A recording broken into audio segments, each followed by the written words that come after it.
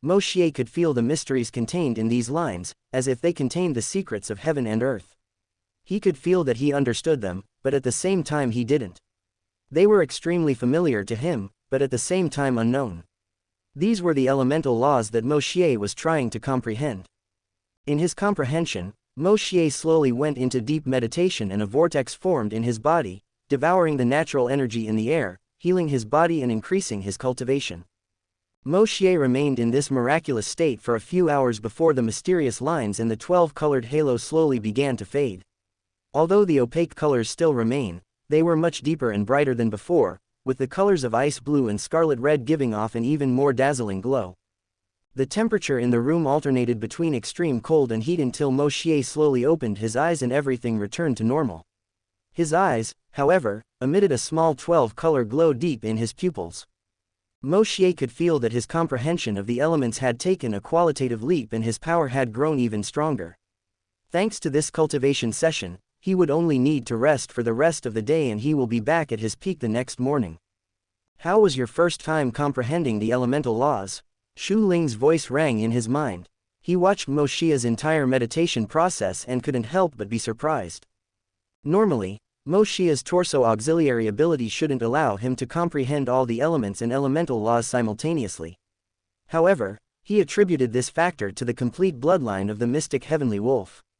Only Moshier had the full bloodline of his ancestor, so there must have been other benefits besides those he didn't yet know about. Shu Ling was still very pleased with Moshier and once again confirmed that his decision to help him was the right one.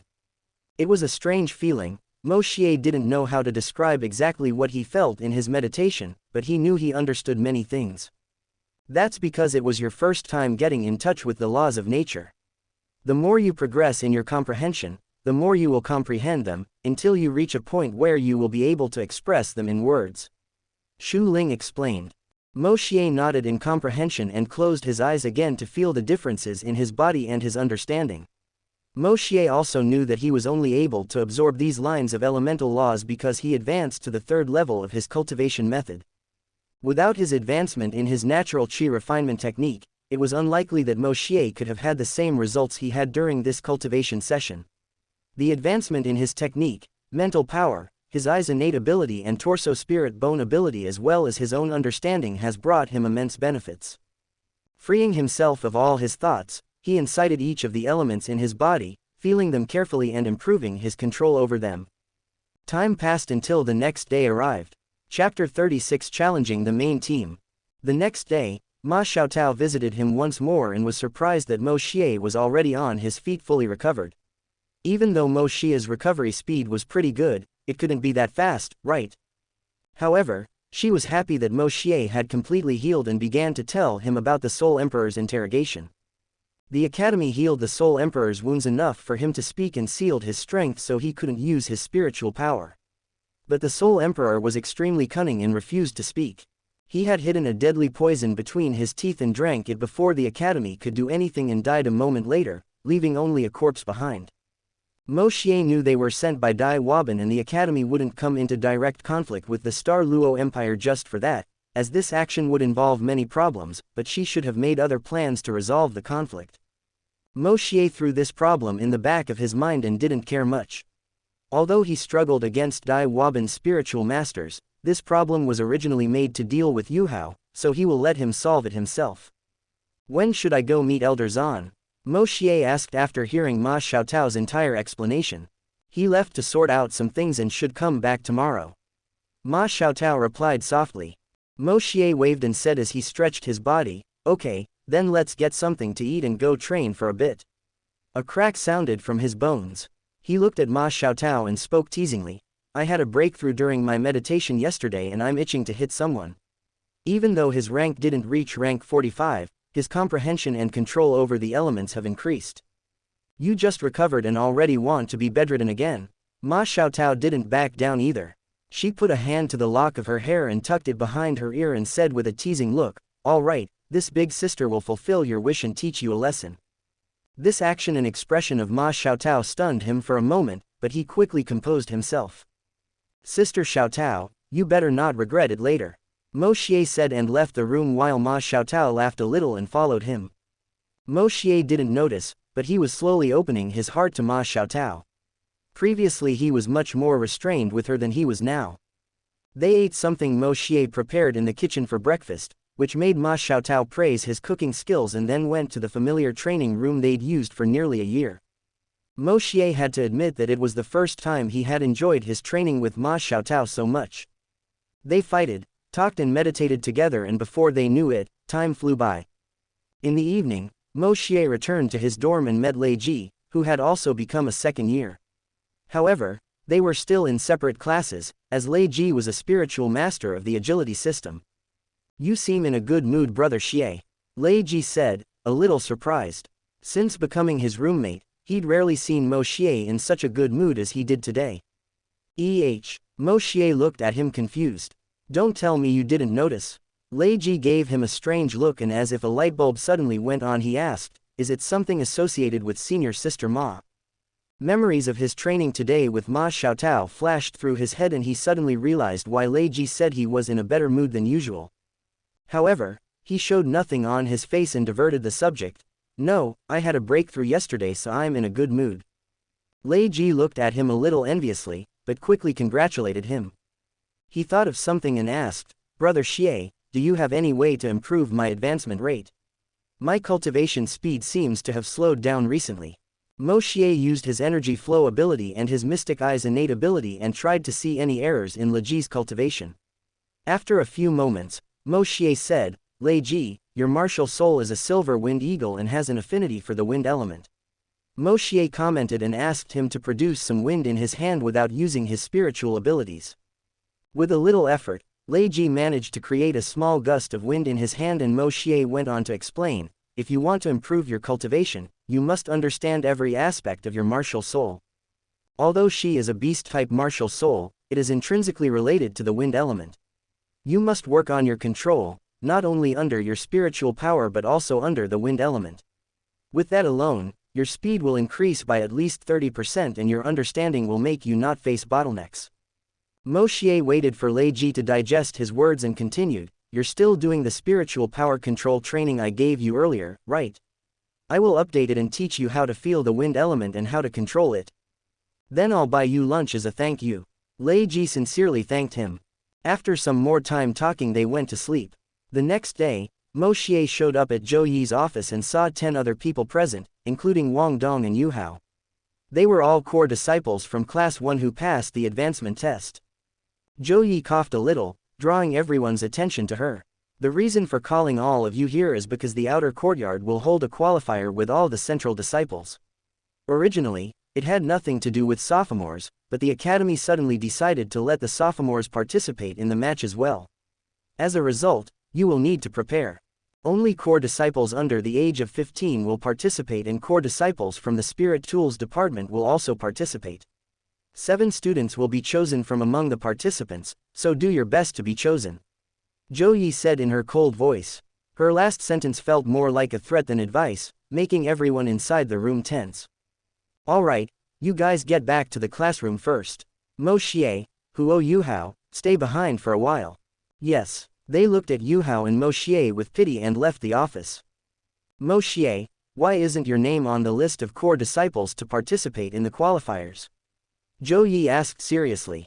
"I do not know." Moshier shook his head and continued, "But Sister Ma Xiaotao said that Elder Zan wanted to see me, so I think it must be related to him."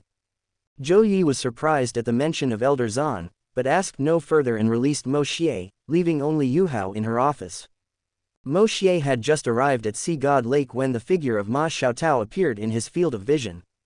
She gave him a mischievous smile and said, "Come on, I'll take you to Elder Zan." Moshier had already guessed why, but continued to act as if he didn't know anything. He spread his basilisk wings and flew in front of Ma Xiaotao. "Sister Xiaotao, you will be left behind if you continue to fly so slowly."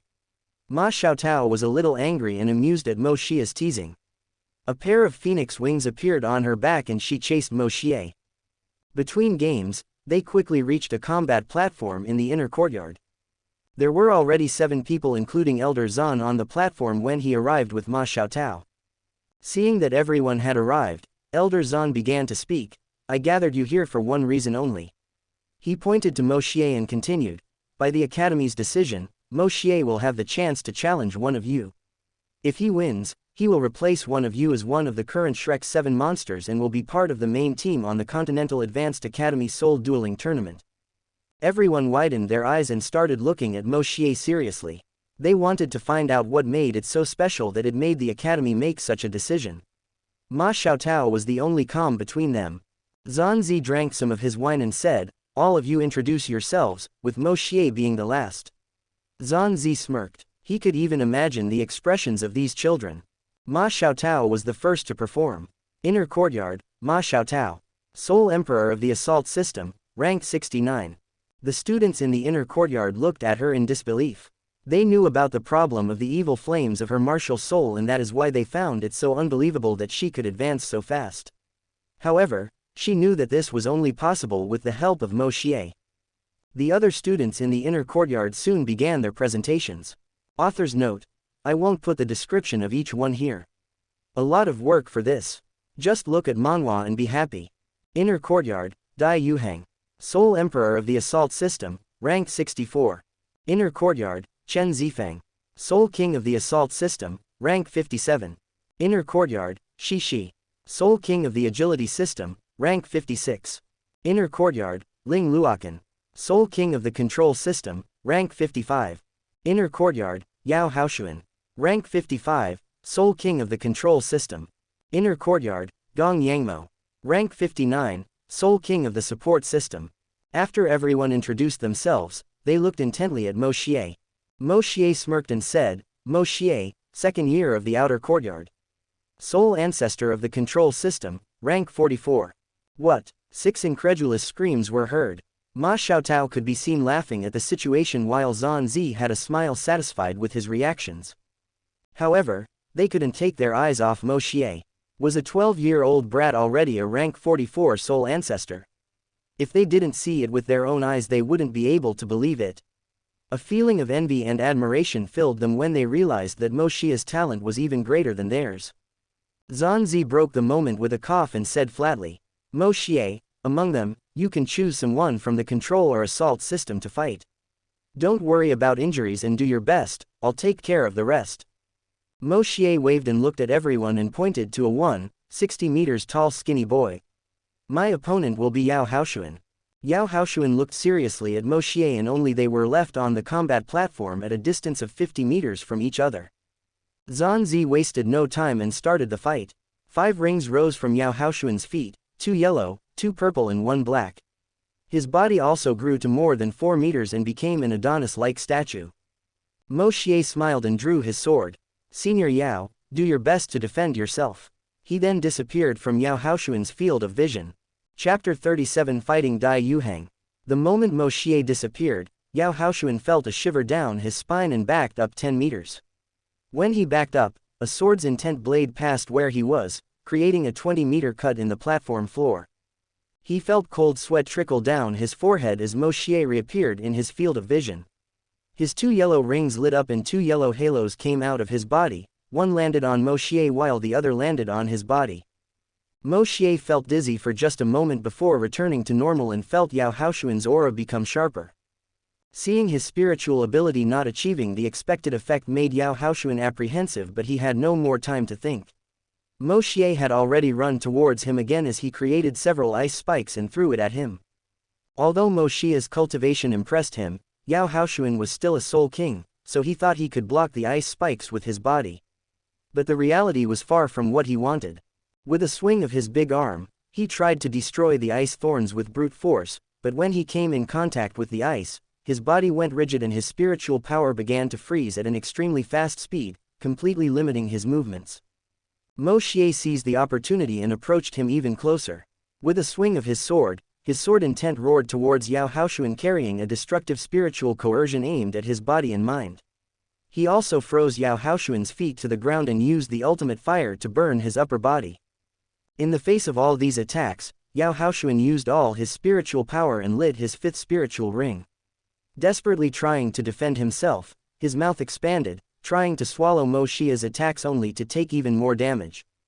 The sword intent charged with spiritual coercion and ultimate fire was about to begin to do a lot of damage inside his body when Zhan Zi suddenly appeared beside his body, dispelling most of Moshier's attack. "Brat, you win. Now help dispel the rest of the attack on Yao Haoshuan," Zhan Zi said hastily. Even he couldn't completely dispel the ultimate ice and fire from Yao Haoshuan's body. It just showed how terrifying Moshier's martial soul was. Moshier nodded and touched Yao Haoshuan's body before completely dispelling the remnants of his attack. Yao Haoshuan breathed a sigh of relief and looked at Moshier bitterly. He was so easily defeated and didn't even have time to use all his abilities. Moshier's power made him both admire and fear him. Dai Yuheng and the others felt almost the same way. However, with this Moshier proved his strength and officially joined the core team of the Shrek 7 monsters. Zhan Zi coughed a little and spoke indifferently. "Now that Moshier has proven his strength, he will start training with you for the rest of the month before we go to Star Luo Empire to participate in the tournament." Nobody had any objection to this and they just agreed. "The preparatory team will be decided during this period and will join you later." "That is all." Zhan Zi took another sip of his wine and continued. "I will divide you into teams and I will make you continually fight so that everyone can work better as a team with Moshier." He stopped for a moment as if thinking of something and turned his attention to Moshier. "Brat Mo, tell us about your spiritual abilities. Everyone here will be your teammates during the tournament, so it will be easier to strategize if your abilities are known." Since meeting Moshier, in addition to his sword skills, he's never seen him use his spiritual abilities, so he was a little curious. Moshier hesitated for a while before making up his mind. He couldn't hide his spiritual abilities forever, so now was a good time to show them. What's more, he could test them on the current Shrek 7 monsters and see how effective they could be. He looked at Zhan Zi and said, "Elder Zhan, I think it's better to show them in action than just say. How about I fight Senior Dai Yuheng to demonstrate them?" Of everyone here, he was the only Soul Emperor besides Ma Xiaotao, so he wanted to see if he could defeat him in a fight, as his martial soul had a very powerful physical attack power. Dai Yuheng looked at Moshier in surprise but decided not to say anything as Zhan Zi asked, "Are you sure?" "Yes," Moshier said blankly. "All right Yuheng, come and fight Moshier for a while." Zhan Zi raised his hand as if he didn't care and continued to drink his wine. However, he was paying close attention to Moshier. He could finally see this brat's spiritual abilities. Both stayed 40 meters apart until Zhan Zi started the battle. Possession of the White Tiger. Dai Yuheng wasted no time and released his martial soul and his body expanded. Sharp claws grew in his hand and his hair turned white as white hairs grew on his arms. 6 rings rose, 2 yellow, 2 purple and 2 black. However, no one paid attention to his transformation and focused their eyes on Moshier. Then they saw purple patterns appear under his eyes and a bright, mysterious light covered his heterochromatic pupils as 4 black rings rose from his feet and danced around his body. Zhan Zi widened his eyes in shock when he saw the combination of his rings and spat the wine into his mouth. The others weren't much better. Dai Yuheng was also very shocked, but with his battle experience he quickly calmed down and ran towards Moshier. He released his first, third, and fifth spiritual abilities and his body was enveloped in a golden white light. His body expanded even more when his physical attributes and defense were maximized. The character, King, also appeared on his forehead when a tiger image manifested on his back. Moshier smiled beautifully as he too ran towards Dai Yuheng and his first ring lit up.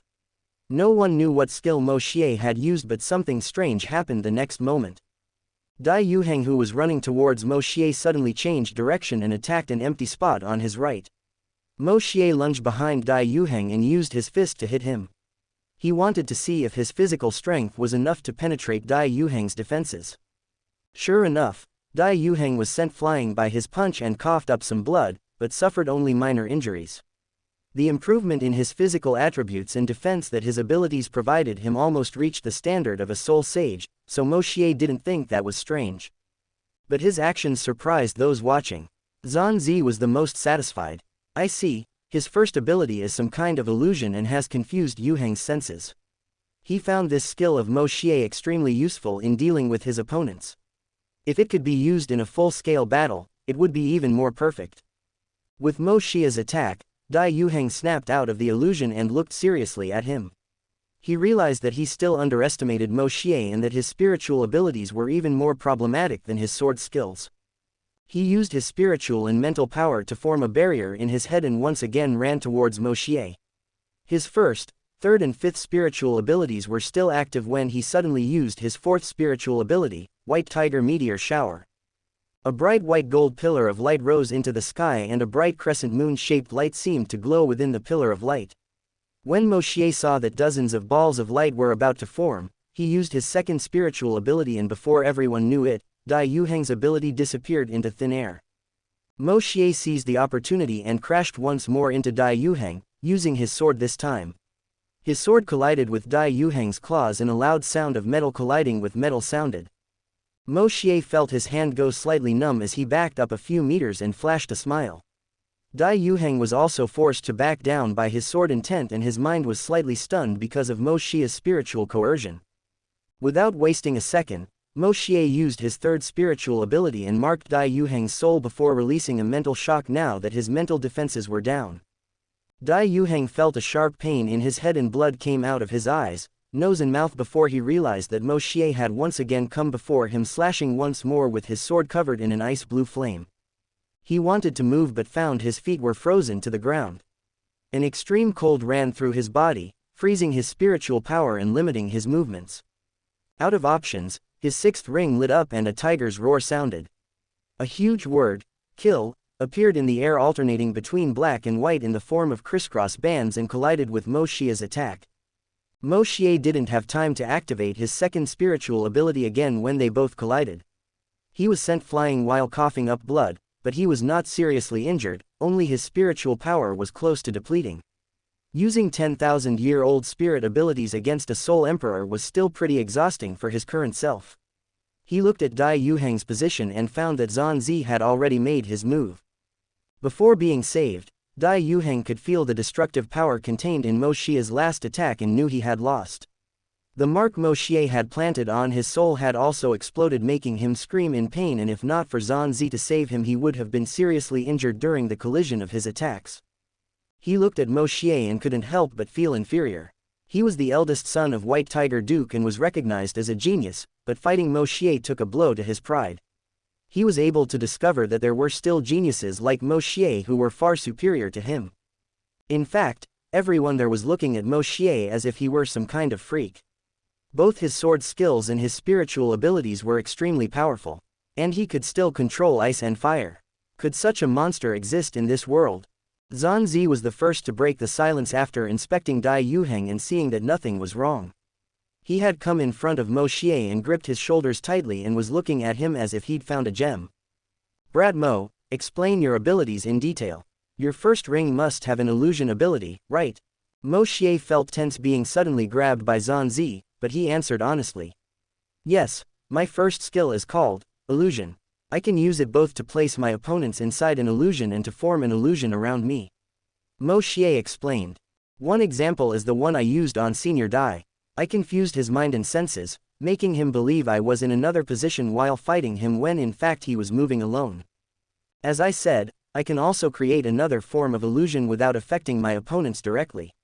He activated his first ring once more and an illusion of him and Xianxia appeared at his side for everyone to understand better. My second ability is called Spirit Cancellation, and as the name says, I can cancel my opponent's spiritual abilities. It was with it that I made Senior Dai's fourth ability disappear. Xianxia was even more excited to hear about his second spiritual ability. He could see how powerful this ability would become as Moshier got stronger. Dai Yuheng and the others also wore solemn expressions. They realized how terrifying this ability could be during a fight. As for my third spiritual ability, think of it as a kind of mental attack. Xianxia realized that he didn't want to go into detail, so he didn't ask any further. And your fourth spiritual ability? Xianxia asked since Moshier didn't use it during the fight. Elder Zan, my fourth spiritual ability, I will keep secret. Just know it's useful, but I won't use it unless absolutely necessary. Xianxia was a little disappointed but didn't ask any more either. If Moshier wanted to keep his fourth spiritual ability a secret, he couldn't do anything. Even so, his first, second, and third spiritual abilities were powerful enough on their own and if used correctly, they would have a tremendous impact in a team fight.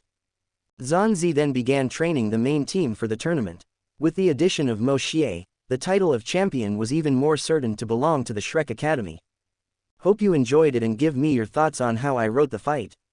I still have a lot of problems that I'm trying to fix in my writing, but I don't know where to start.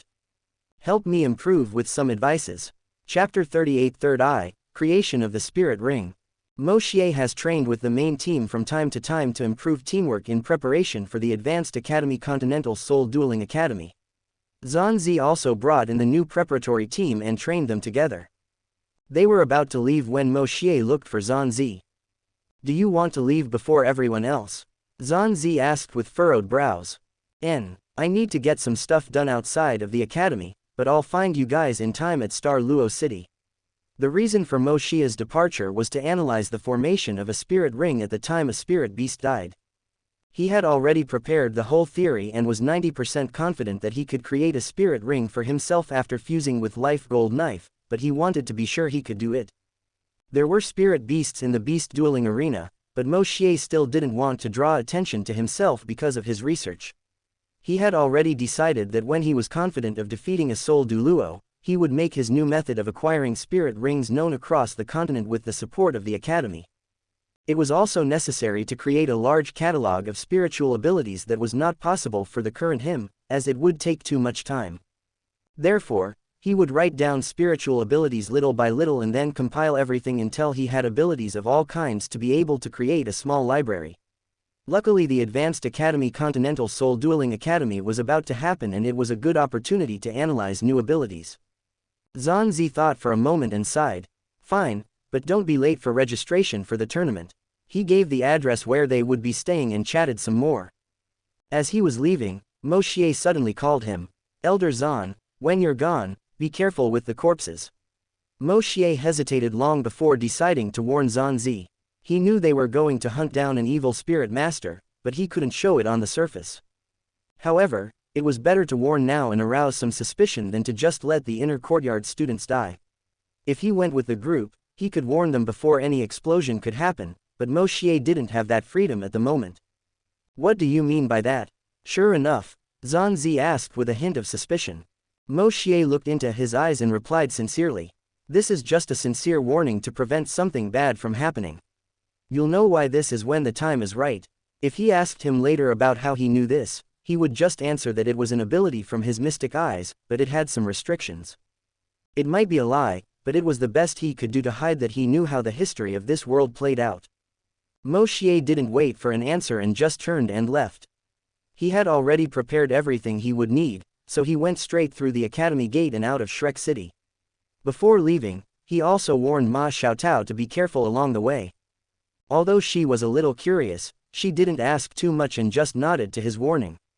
Sigh, I hope nothing happens. Moshier could already be seen flying towards Stardow Forest. He had a flying spirit tool that worked in conjunction with his basilisk wings, making his speed even faster than normal. Moshier built this spirit tool when he returned to the academy. He spent a few days doing tests and diagrams until he got to the current model. His speed was at least twice as fast as the normal speed of his basilisk wings without using any boost from his wing's spiritual ability. Because of that, it didn't take long for him to reach his destination and enter the forest. The moment Moshier entered, he encountered several 10-year-old spirit beasts and decided to start with them. He was also careful not to kill more than necessary, as the spirit beasts were dwindling with each passing moment. As he went deeper, Moshier analyzed the formation of spirit rings of various spirit beasts. In all, he killed 10 10-year-old, 6 100-year-old, 4 1,000-year-old and 2 10,000-year-old spirit beasts. The entire process since the death of the spirit beast and the formation of the spirit ring was thoroughly studied by Moshier, and he confirmed many of his doubts and was now 95% sure of success. The remaining 5% were unknown, as everything was still a theory and he had not put his method into practice. After finding and sealing a relatively large cavern so as not to be disturbed, Moshier began installing several arrays in the center. There were some soul binding arrays, soul crystallization arrays, soul fusion arrays, spiritual and mental power collecting arrays, spiritual power storage arrays, elemental arrays and several other arrays with different uses that would help Moshier during the creation of his spirit ring. It took a few hours to complete all the preparation, and Moshier couldn't help but feel a pain in his heart. He used various rare metals to create all these arrays, but they would likely be destroyed today. If Moshier wanted his arrays to remain intact, they would have to be created with metals used to create the 9th class spirit tools. That was still a luxury he didn't have access to at the moment. Sitting cross-legged at the center of all arrays, Moshier pulled out the life gold knife and called Shu Ling into his mind. "Senior brother Ling, I'm counting on you to help me with the fuse." "Do not worry," Shu Ling's serious voice rang in his mind. Moshier relaxed his body and slowly took the life gold knife in his hand to the middle of his forehead. The moment the knife touched his forehead, a comfortable feeling spread through his entire body before a green glow appeared. The knife freed itself from his hand and began to float on its own with the tip of the blade pointed towards the center of his forehead as a strange energy streaked his spiritual sea toward the knife. In the next instant, the knife entered Moshier's forehead and an enormous vital energy began to be absorbed by his body, almost making him moan with pleasure and happiness. A green energy spread, strengthening his body, blood, bones, organs, passages, meridians and veins. The third level of his cultivation technique activated by itself and completely ran through his body and soul, purifying them to an even higher level and strengthening his organs to the extreme. A green halo of vital energy formed around his body and mysterious lines were absorbed through his body. Moshier could feel his affinity and understanding of the laws increasing with each passing moment. The biggest change took place in his spiritual sea. Before starting the fusion process, Moshier's spiritual sea was filled with purple, gold and silver colors. His spiritual sea was limitless and couldn't see the edge even if he spent hours wandering around it. However, when the life gold knife penetrated the center of his forehead, a sharp pain hit him and the vital energy spread into his spiritual sea, adding yet another color to it. This vital energy constantly nourished his spiritual sea, and although Moshier couldn't say how much, he knew his spiritual sea was growing even more. However, Moshier realized that his spiritual sea had become a real space, capable of housing some life forms. The water in his spiritual sea seemed to condense into a pasty liquid, but it looked like it would take a while for the entire transformation to be completed. Slowly, the life gold knife began to soften and enter the opening in his forehead, until the small wound enlarged and revealed a small purplish-green eye with gold and silver patterns in its pupil. Even greater pain assailed him as the eye began to meld with his bones, flesh, and tendons until it finally became a part of Moshier. However, Moshier did not relax, as the important part would follow. With a thought, the arrays he had installed glowed with an intense light and activated. Shu Ling also made his move and used a part of the life gold knife's power that he intercepted. The most striking feature of life gold is that it is able to create an independent space, as it is the crystallization of the vital essence of a world. Using the new spiritual sea created by Moshier's third eye as the source, Shu Ling intended to provide even more space for the inscription of the spirit ring arrays, help create the cores, and strengthen the ring age. Spiritual and elemental energies began to gather in the cave while Moshier began to control each of the arrays. When the energy concentration reached a critical point, Moshier let Shu Ling take over his body and he immediately used the power taken from life gold. The elemental and spiritual energies began to be compressed into two small vortices that rotated in opposite directions and were controlled with the help of the soul crystallization arrays, and several other arrays were activated until the outline of an opaque spirit ring began to materialize. This ring was about the same size as his 1,000,000-year-old spirit ring with a bright white color with no hint of impurities. There were 13 opaque patterns with different colors manifesting in the ring, and they grew deeper with each passing moment. Each pattern represents an element, with the golden gray pattern representing the mental attribute. Several lines began to interconnect within the ring and condense various types of arrays, taking the two vortexes of compressed energy as their nucleus. An unknown time later, as more and more energy was collected and compressed into the two small vortices, they began to show signs of getting out of control, but Shu Ling used life gold's energy to stabilize them and repeated this process over and over until the two metaphysical cores were condensed at the center of the spirit ring. Each one emitted a dazzling glow, with the first glowing golden gray colors and the second glowing in a 12-color light. As the scale was much smaller than condensing a soul core from a spiritual master, there were no major problems during the process. The spirit ring was finally condensed and stabilized with only the last step left. Moshier regained control of his body and began to connect this spirit ring to his soul. Time passed slowly until the ring was completely absorbed into his body. Moshier sighed and the spirit ring reappeared once more and the cores inside it began to roar, sucking all the spirit and elemental power into the air and the rest of the vital energy that Shu Ling had stored up. Slowly, the color of the ring began to change from white to yellow. Its yellow color began to darken until it became a deep purple color with black streaks. From its color, Moshier deduced that it must be around 8,000 years old. Unfortunately, there wasn't enough energy to make it a 10,000-year-old spirit ring, but it wouldn't take long for the transformation to happen as it could grow along with Moshier. Moshier looked at his new spirit ring with satisfaction. Inside it was a large blank space that could store at least 2 abilities, and that space would continue to grow with the age of the ring, increasing the number of abilities that Moshier could store. He even knew what skill he would store and couldn't help but smile happily. However, he didn't have time for that right now. The entire cave was a mess and all the arrays had been destroyed. He was afraid that some 100,000-year-old spirit beast might have sensed the turmoil caused by him, so Moshier cleared the entire cave and left the next moment. Sure enough, a few hours after Moshier left, a beautiful green-haired woman with a powerful aura of life around her appeared in front of the cave with her brow furrowed. Such a powerful vital energy, she muttered and looked around the cave. Finding nothing, she left and went back the way she came. Moshier didn't know it, but sealing the cave with various arrays saved him from a lot of trouble with the individuals who lived in the center of the Stardow forest. The moment has finally arrived. Chapter 39 Three-Eyed Golden Lion, Fighting a Soul Sage. The next day, Moshier slowly woke up from his meditative state in a new cave and felt the changes in his body and spiritual sea. His body and spiritual sea were constantly being nourished by powerful vital energy, making his cultivation go even faster than before. His rank had also increased a bit and it wouldn't take him long to break through to rank 45. However, Moshier still needed to go into seclusion to understand and absorb all the benefits given by the life gold.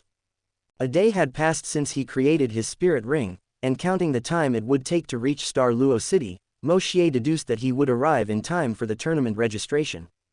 He also wanted to know if something happened to Ma Xiaotao and the others while he wasn't with them, so he ate something quickly and hurried out of the forest. However, something happened shortly after Moshier started moving. A thunderous roar sounded through the forest, startling all spirit beasts less than 100,000 years old. Explosions of energy could be felt a few miles from where Moshier was, making the ground shake like an earthquake. Since Moshier reached the 3rd level of his Heavenly Eyes technique and his mental power advanced into the metaphysical realm, his vision could extend for 2 kilometers, although the farther away he wanted to see, the harder it would be to discern just with his eyes. Even though he didn't have Yuhao's spirit detection ability, Moshier could sense many things with his vision and mind power, sensing his surroundings. But when his mind power touched the 2 auras that were in conflict, Moshier felt every hair on his body stand on end. There was a powerful aura containing the element of fire that belonged to a spiritual beast over 100,000 years old and an extremely malevolent aura. Just feeling that malevolent aura impregnated with the scent of blood and murderous intent, Moshier felt his heart constrict and cold sweat ran down his spine. The owner of this aura was clearly a peak evil spirit master of at least 8 rings. No, judging by the intensity of his aura and how he can fight a 100,000-year-old spirit beast, he is at least a titled Duluo. Thinking of this possibility, Moshier immediately ran and tried to escape the forest. If he stayed here and got caught in the crossfire, he would just be courting death. Just as he started running again, a spirit beast with golden fur and dragon claws appeared in his vision less than 100 meters away. Some golden dragon scales were covered by its fur and there were 3 eyes on its head. Her 2 normal eyes glowed with a gold color while her upright eye emitted a red glow. Three-eyed golden lion, that was Moshier's thought before he noticed someone chasing the golden lion. He was a middle-aged man with frizzy hair, a pale face and looked to be in his 30s. He was covered in a black cloak and his body emitted a malevolent aura. However, his aura was much weaker than the aura Moshier felt earlier. Around this middle-aged man's body there were 7 rings, 2 yellow, 2 purple and 3 black, and according to the flow of spiritual power in his body he should be around rank 73. Moshier almost cursed his luck, but it was more important to get out of the place right now. Without hesitating, he released his spirit rings with his first ring glowing. In the next instant, Moshier's figure disappeared and merged with the forest, running in the opposite direction to where the 3-eyed golden lion and the 7-ring evil spirit master were running. He was absolutely sure he wouldn't be felt as he fled, but right after that, the three-eyed golden lion ran towards him, making him realize that his efforts were futile. The only good thing was that the evil spirit master hadn't noticed him yet. Because it changed direction, the golden lion's speed slowed slightly, allowing the evil spirit master to approach, making him grin crazily as his fourth and fifth rings lit up. A prison of black bones with sharp points rose from the ground, trapping the golden lion within it. Sharp bones tried to pierce his body only to be broken by a roar. I finally captured you. Let's see how you try to run away now.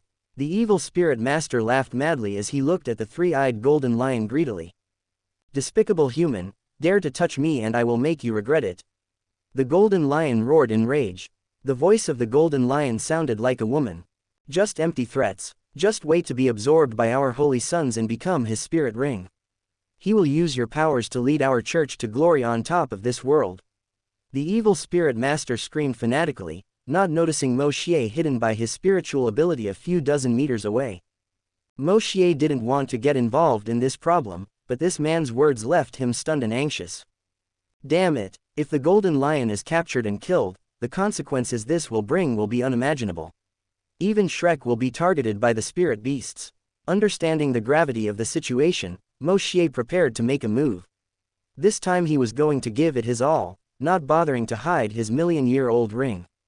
The golden lion seemed to sense something and looked at the place where Moshier was hiding as if expecting something. His third eye glowed with a red-gold light and a strange energy could be felt from it. Suddenly, the middle-aged man grabbed his head and cried out in pain with blood running from his eyes, nose and mouth. Before he knew it, a domain had covered him and an ice-blue flame charged toward him with powerful sword intent and spiritual coercion.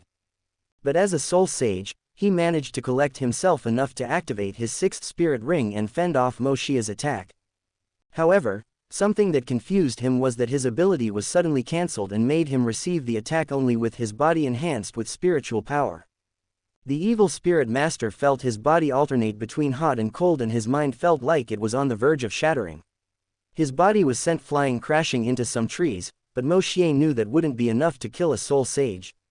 Wasting no time, Moshier chased after the middle-aged man who had already recovered from the attack despite coughing up blood and suffering some internal injuries. He finally caught a glimpse of Moshier's figure and roared angrily. Bastard! A mere soul ancestor dares to sneak attack on me. His cold eyes glittered with murderous intent and his body expanded because of his martial soul. I will rip out your soul and use it to increase my power. With his scream, his seventh spirit ring lit up as a transformation took place. His white skin began to turn black and an armor of bones of the same color formed on his body. The fluctuation of spiritual power released was at least double now that the true body of his martial soul was released. His first and second rings glowed and a black bone spear formed in his hand and its power seemed to increase. Moshier gritted his teeth and did his best to remain calm. The moment the middle-aged man lit his seventh ring, Moshier tried to cancel its activation only to fail miserably. Because of that, he didn't have time to cancel the activation of his next abilities. A golden beam of light came from his right and collided with the middle-aged man's spear. Seeing that the source of this ray was from the three-eyed golden lion who had freed himself from the cage, Moshier sighed in relief. At least he would have some help during the fight, or so he hoped. Strengthening the ultimate fire and ice in his domain, Moshier tried to restrict the middle-aged man's movements as well as freeze his soul power. With a flick of his hands, the temperature within a 70-meter radius began to drop rapidly, causing the middle-aged man to shiver, and several condensed swords of the ice sword's intent appeared in his domain attacking him. Even though his movements were restricted, the man continued to destroy the swords with his bone spear, but he noticed a problem. The ice from these swords was penetrating his body through the bone spear with each collision. He used his spiritual power to lessen the ice in his body, but the process was extremely slow. Moshier's ultimate ice wasn't something the Ice Empress could compare to even a 400,000-year-old spiritual beast, so it was obvious he would have trouble dealing with Moshier's ice. Without a trace of hesitation, Moshier used the ice to pin the middle-aged man for a moment to the ground and came in front of him slashing with his sword. Even with all his sword skills, Moshier knew he couldn't deliver a fatal blow to the man before him in his current state, so he used another technique he'd developed over the years but didn't use it because of the pressure on his body. His sword clashed with the spear and knocked him back a few meters, but still keeping the energy flowing in his sword, he connected a second attack that was even stronger than his first attack, with each one carrying a powerful spiritual coercion. He retreated once more and attacked a third time, a fourth, fifth. Each of his attacks was even more powerful than the one before, and in the 20th attack, Moshier finally managed to make the man retreat. He called this sword technique, Wrath of the Celestial Sword, and its principles were similar to the Clear Sky Clan's Splitting Wind Hammer Disorder technique. Sensing Moshier's attack starting to affect him and opening his inner wounds a little from the sneak attack, the middle-aged man snorted and lit up his third spirit ring. In the next moment, dark energy coursed through his spear and he lashed out towards Moshier's throat.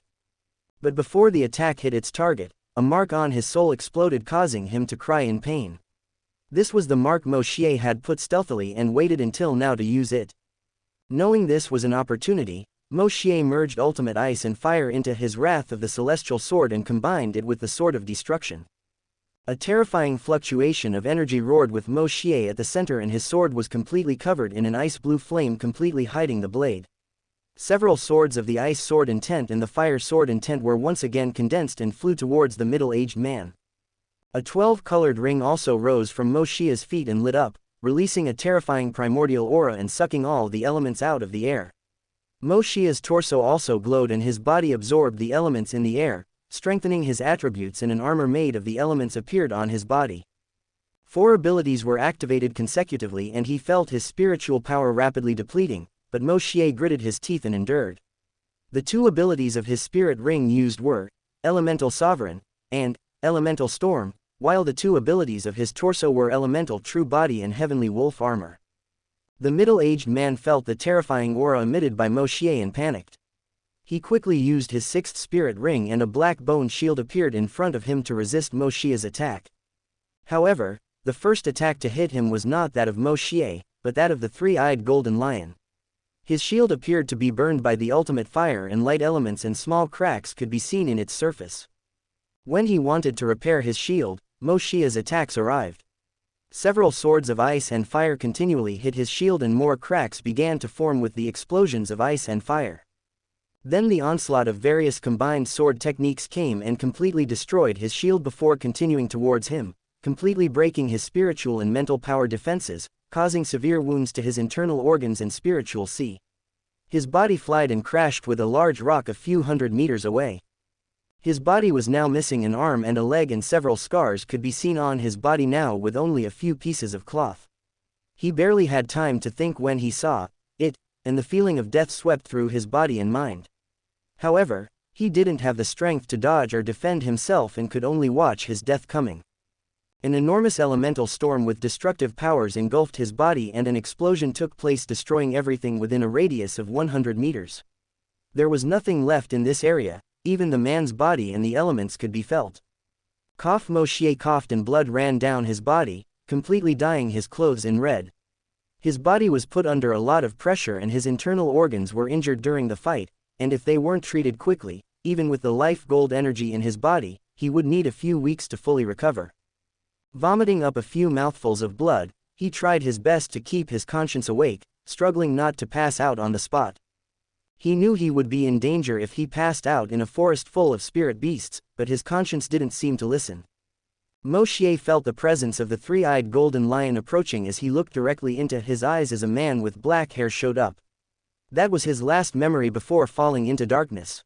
Chapter 40 Eye of Destiny, Talking to the Beast God. An unknown time later, when he opened his eyes, Moshier found himself lying beside a lake that gave off a strong aura of life. Its dark green water looked even more beautiful than natural jade and several ancient trees surrounded it. Moshier also found that his wounds were almost completely healed, needing only a few hours of meditation to get back to his peak state. As Moshier watched the beauty of the lake, a voice sounded and a middle-aged man appeared on the lake's surface.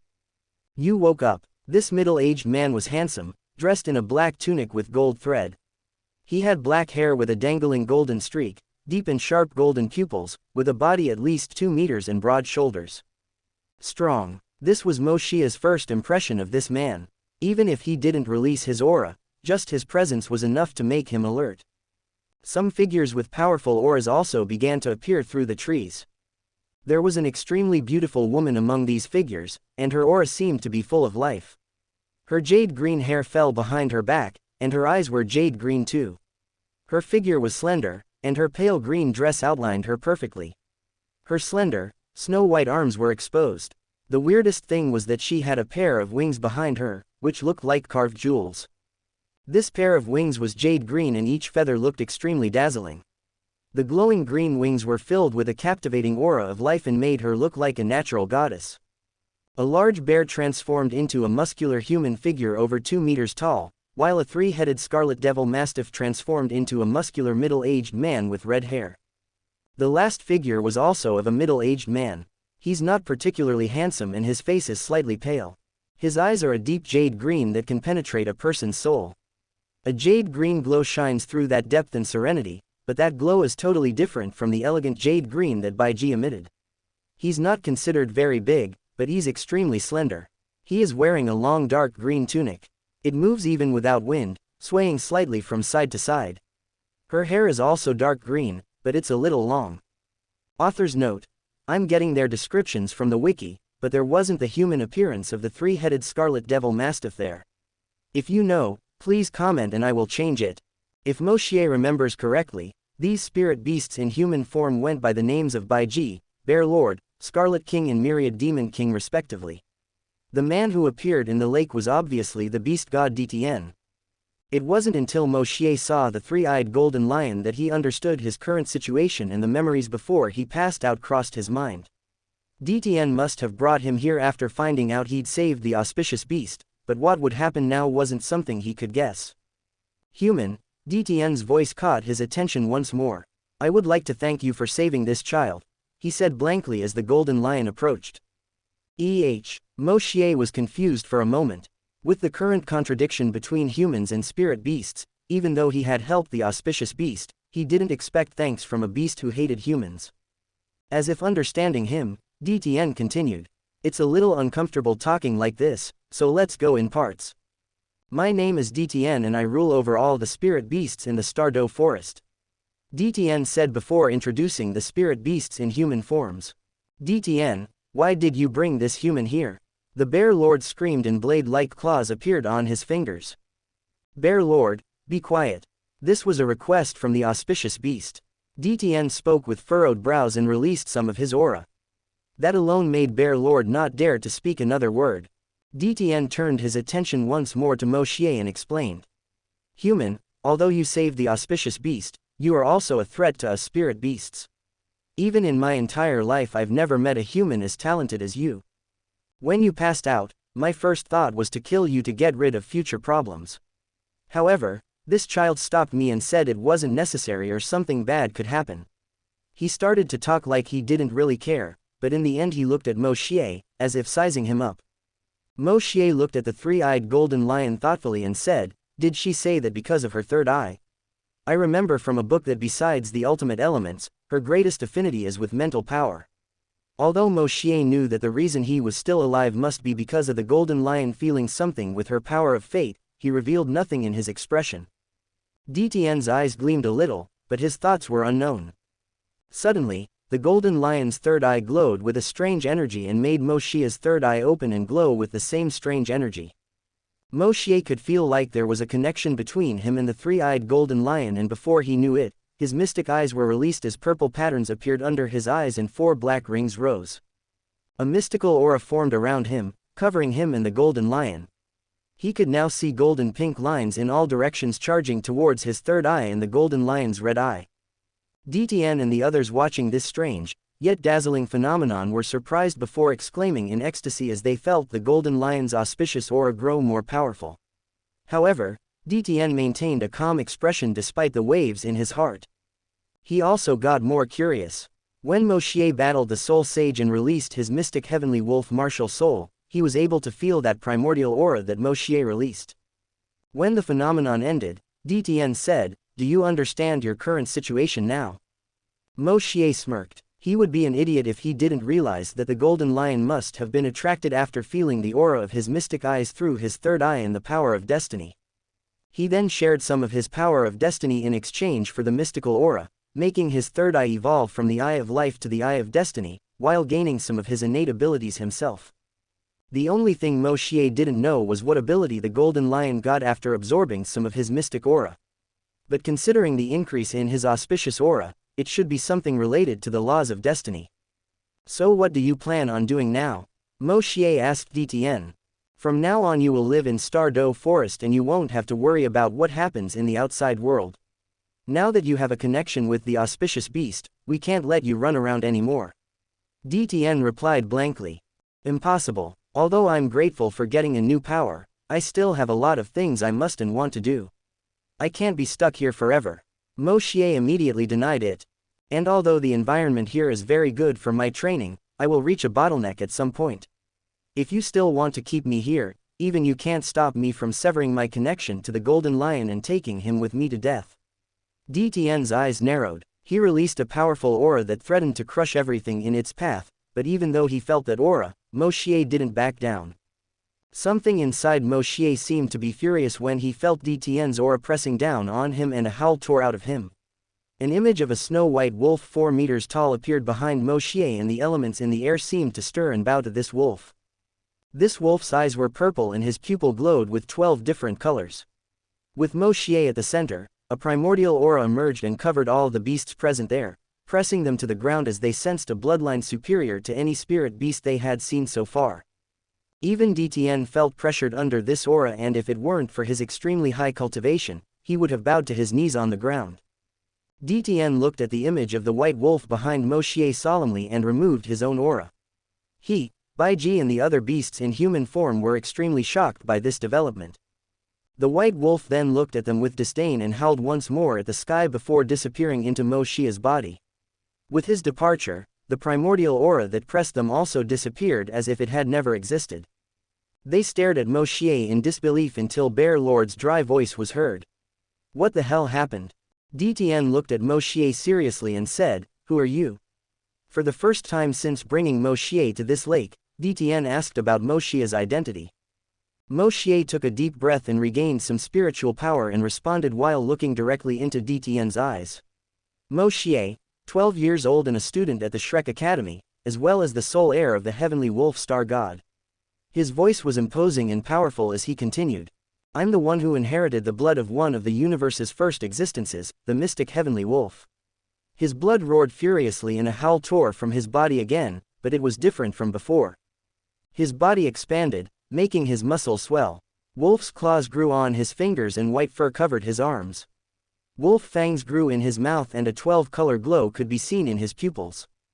A 12-colored ring appeared from his feet as a domain stretched out to a radius of 100 meters, causing all the elements to obey Moshier's call. A primordial aura could be felt in his body, but it was much weaker than what he had released before. However, that was only because Moshier's cultivation was low. DTN and the others who heard his words and witnessed his transformation were once again surprised when a female voice was heard from within the Lake of Life. Chapter 41 Deal with Gu Yuina. Hearing the female voice coming from the Lake of Life, Moshier instantly guessed who it was. Silver Dragon King, Gu Yuina. DTN had already dropped to his knees respectfully. Master. But the voice didn't answer him and instead spoke to Moshier. Human, where did you get this martial soul? It's impossible for her to appear in a mortal world. Moshier felt her voice sound a little strange, as if she knew something but didn't dare speak. I already told you, I am the heir and descendant of the mystic heavenly wolf. By then, he was back to normal, with his spirit ring and aura retracted. How could that be possible? Her voice seemed to carry a little disbelief. Moshier thought for a moment and decided to take a chance. If I'm not mistaken, you should be the Silver Dragon King, right? The temperature in the room seemed to drop quickly, but Moshier didn't care much and continued. I can feel a powerful draconic aura within the lake, as well as various elements gathering without its direction. To my knowledge, the Dragon God has been split into two, the Golden Dragon King and the Silver Dragon King. However, you are still far from reaching the level of Primordial Chaos Dragon. Although he knew the risk was great, it was a good opportunity to get the support of these powerful spirit beasts. Because of that, Moshier decided to reveal some secrets to gain their trust. DTN scowled but said nothing. He knew how powerful the Dragon God was, but hearing about the existence of the Primordial Chaos Dragon piqued his curiosity. Certainly, Ji Yuina's voice appeared once more, carrying a serious tone. How do you know that? Just as you have some of the dragon god memories, I gained some memories when I awakened my martial soul. Moshier replied. The memories I gained describe the origins of my martial souls, as well as other existences of the same level. My ancestor was one of the first existences in the universe together with Primordial Chaos Dragon, Chaos Immemorial Phoenix, and others' existences. They also gave me some techniques that helped me improve my strength. Author's note. Changed, Primordial Chaos Phoenix, to Chaos Immemorial Phoenix. I think it's better to make a distinction like this.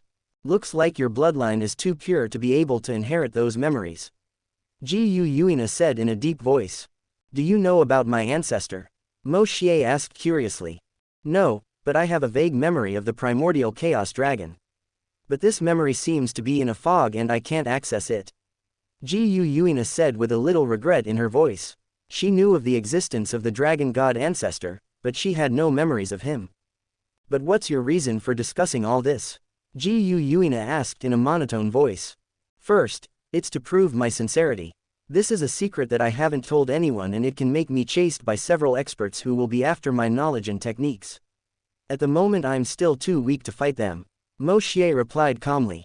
Second, if I'm not mistaken, you must be in the Lake of Life to heal, right? Moshier asked, but his voice held certainty. And what does this have to do with you? Ji Yuina did not confirm or deny it, but asked about his motives. Although the Lake of Life can help heal your wounds, it will take a long time for that to happen. Moshier saw that he had her attention and continued. The Lake of Life is certainly precious, but leaving it that way is wasting a natural treasure.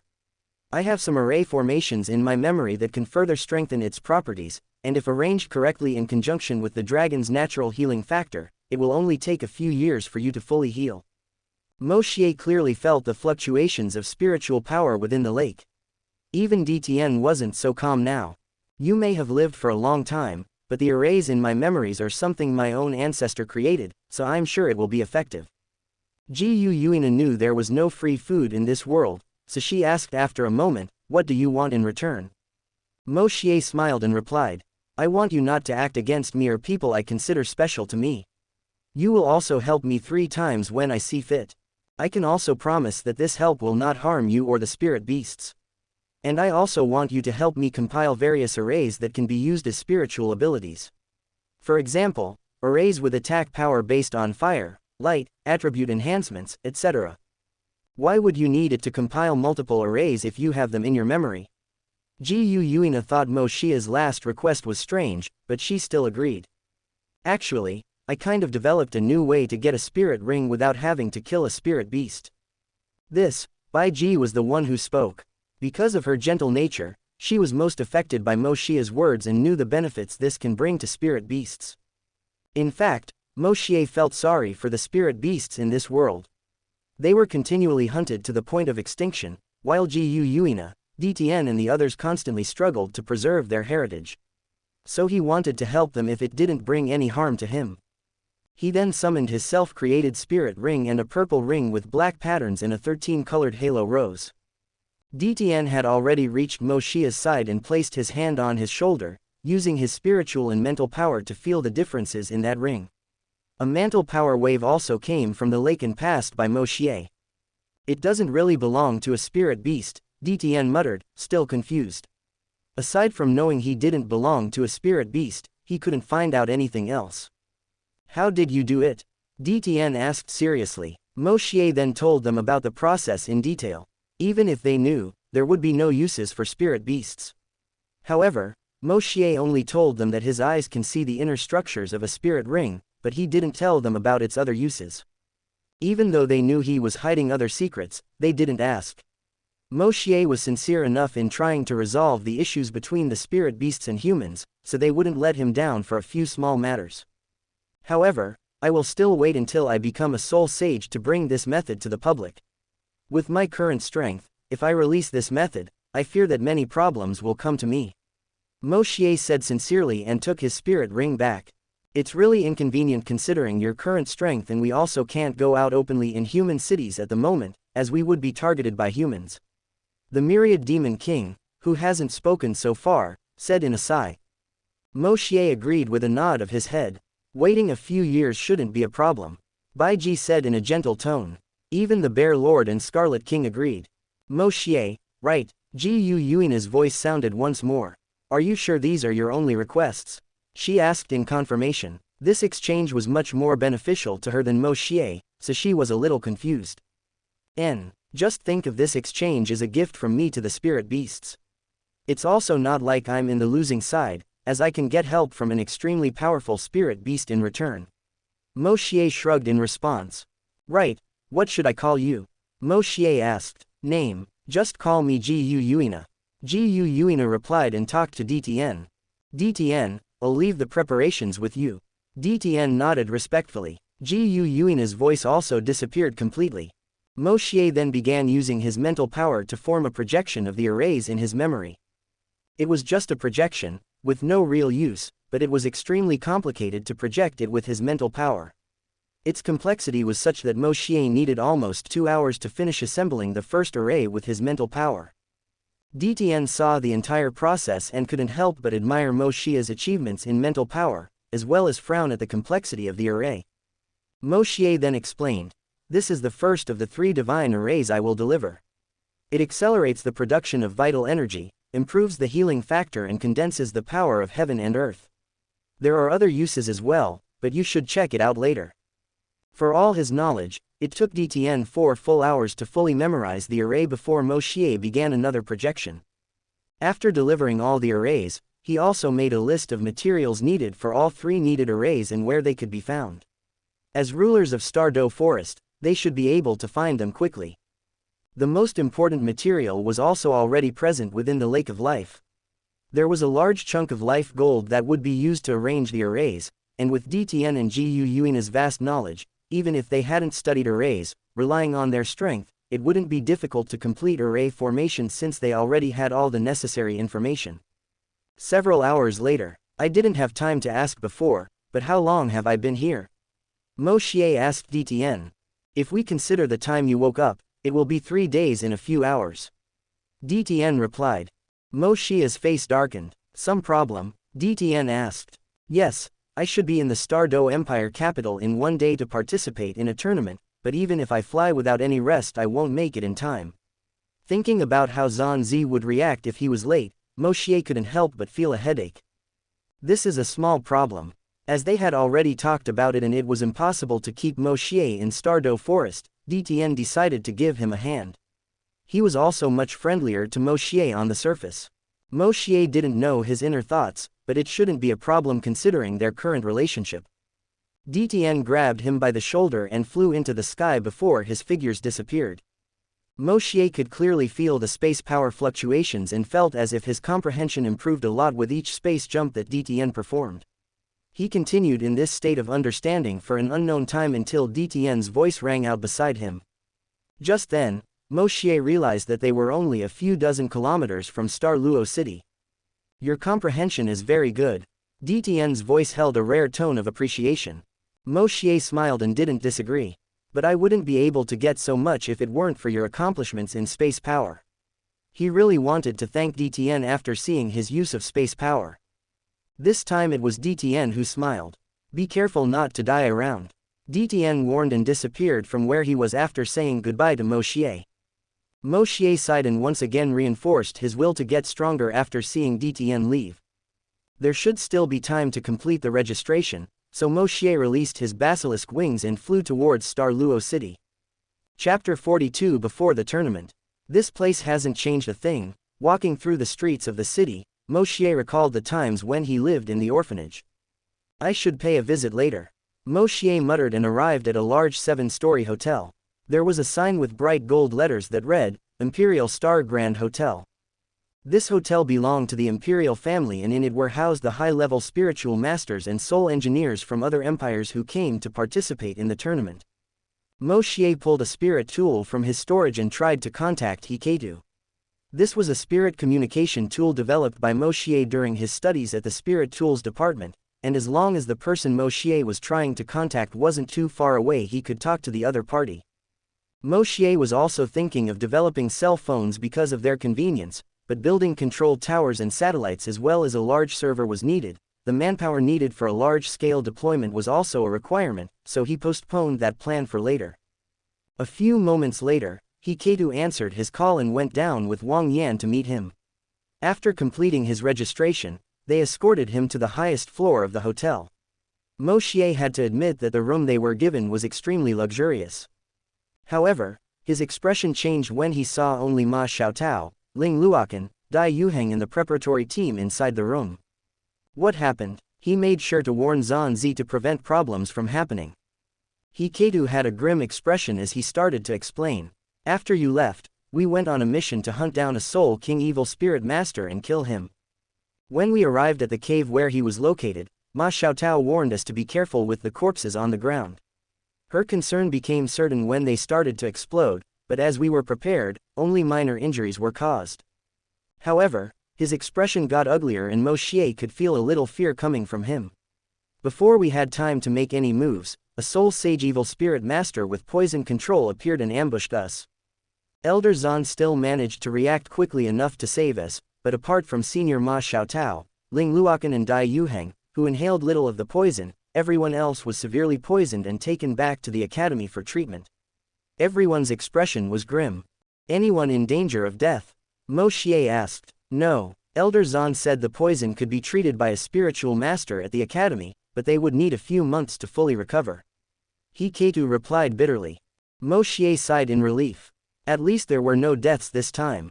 But the appearance of a Soul Sage evil spirit master was completely beyond Moshier's expectations. History is changing little by little. It was something he should pay close attention to, because there would come a time when his knowledge alone would not be enough to keep up with the changes that were taking place in this world. Now that I stop to think, there wasn't a Holy Son in the Church of the Holy Spirit in the novel. Moshier recalled the evil spirit master who tried to capture the auspicious beast in Stardow Forest. I need information. Moshier decided to accelerate the creation of surveillance spirit tools. Even though this could cause problems, if he didn't speed up the spirit tools development process in Shrek, he felt that something bad could happen at any time. Moshier, Hiketu called him after seeing that he didn't answer for a while. Oh, it's nothing. I was thinking about other things. He then turned his attention to Ma Xiaotao and the others and said, "Come here, I will help remove the poison from you." After resting for 7 days should be enough to make a full recovery. It took him an hour to completely burn the poison in their bodies with his ultimate fire. With a few days of meditation, they could heal the internal wounds caused by the poison. After talking for a while, Moshier went straight to his room. It was already getting dark and he hadn't been able to rest properly since his last fight, so he would use this night to meditate and review everything he gained during his trip. Although it would take him to cultivate in closed doors for a few months to digest everything, he could still gain something in a night of cultivation. But before he could sit on his bed, a knock came at his door. When he opened it, he saw Ma Xiaotao in front of his door and without asking permission, she simply entered the room and sat on his bed. Moshier smirked, closing the door and staring at Ma Xiaotao looking at him with questioning eyes. "Why did you take so long to arrive?" she asked. "Some things happened that prevented me from arriving early," Moshier replied with a smile. However, his mind was furiously working to find an excuse to deceive Ma Xiaotao. He couldn't just say that he was seriously injured in a fight with a 7-ring evil spirit master and then ran into the Beast God and Silver Dragon King in Stardow Forest, right? Ma Xiaotao crossed her seductive legs and tilted her head as if asking him to continue. "Sigh, it's related to my mystic eye's martial soul," Moshier said and opened his Eye of Destiny. "During my trip, my martial soul underwent a mutation and I had to spend a few days in seclusion to complete it." Ma Xiaotao was surprised to see the third eye on Moshier's forehead and felt a bad premonition after looking at it for a long time. She found this unbelievable but accepted his apology. "Sister Xiaotao, did the last mission affect your evil flames?" Moshier asked worriedly. Under normal circumstances, Ma Xiaotao would not act like she is now. He approached and tried to put a hand on her shoulder, only to see Ma Xiaotao's grim expression. She wasn't being affected by her flames, but she was worried about something else. It is not known whether it was an impulse or an unconscious action, but Moshier slowly hugged Ma Xiaotao as he sat down beside her. His action was like telling her not to worry about anything.